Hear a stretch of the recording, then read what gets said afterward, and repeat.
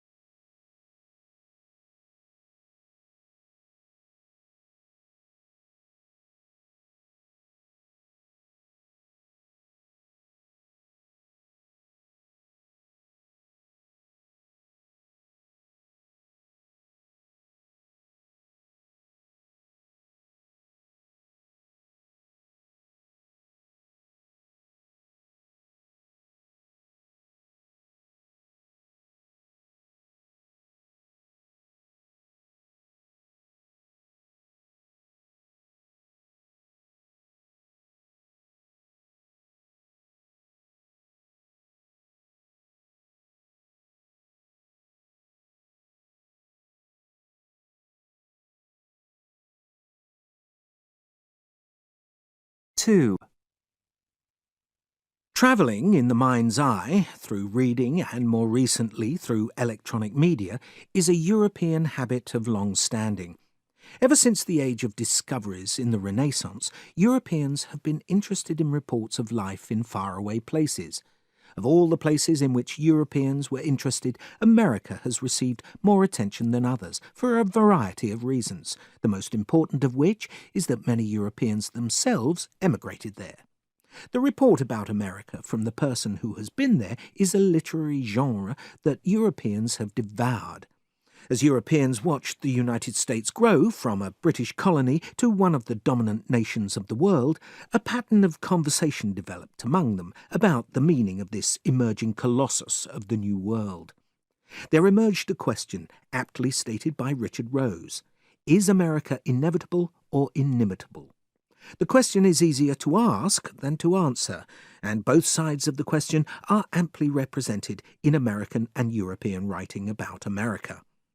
The one stresses the uniqueness of America, that no nation or people can be compared with the experience of Americans. The other stresses that America is the forerunner of what European, even world society will be tomorrow.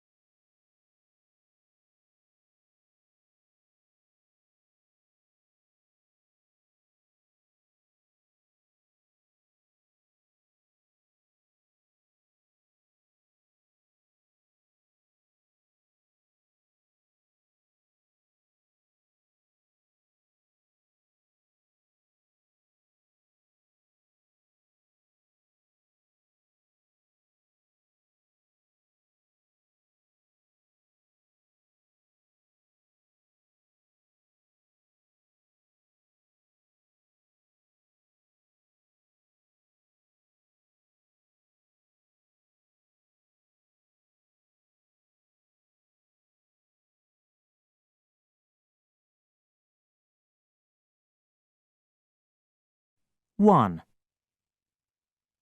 People these days increasingly complain of suffering from allergies to pollen, to cats, to dust, to certain foods like peanuts or shellfish, for example. But what exactly are allergies and why do we develop them? Well, an allergy is the body reacting to something that is trying to harm it. Sometimes the reaction is mild, sneezing or a rash perhaps, but in extreme cases it can be life-threatening. In an allergic reaction, the body is stimulated to produce histamines, which help to get rid of what is harmful.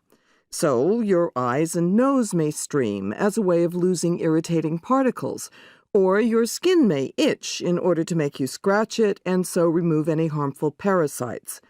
In some societies these days, allergic reactions occur without the person being in a harmful situation.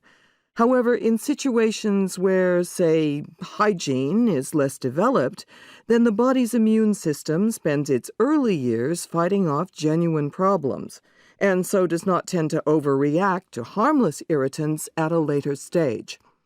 So, how to deal with an allergy? The first step has to be to ascertain what triggers the allergic reaction, and then to avoid contact with that allergen as far as is possible. If avoidance is impossible, antihistamines can be prescribed to minimize the symptoms experienced by the sufferer.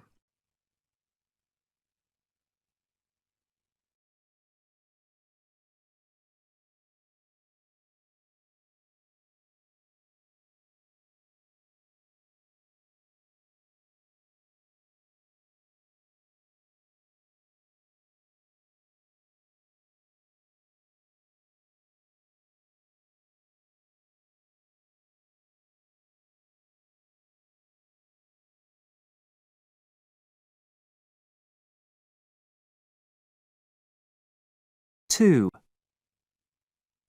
Travelling in the mind's eye, through reading and more recently through electronic media, is a European habit of long standing. Ever since the age of discoveries in the Renaissance, Europeans have been interested in reports of life in faraway places. Of all the places in which Europeans were interested, America has received more attention than others, for a variety of reasons, the most important of which is that many Europeans themselves emigrated there. The report about America from the person who has been there is a literary genre that Europeans have devoured. As Europeans watched the United States grow from a British colony to one of the dominant nations of the world, a pattern of conversation developed among them about the meaning of this emerging colossus of the New World. There emerged a question, aptly stated by Richard Rose: is America inevitable or inimitable? The question is easier to ask than to answer, and both sides of the question are amply represented in American and European writing about America. The one stresses the uniqueness of America, that no nation or people can be compared with the experience of Americans. The other stresses that America is the forerunner of what European, even world society, will be tomorrow.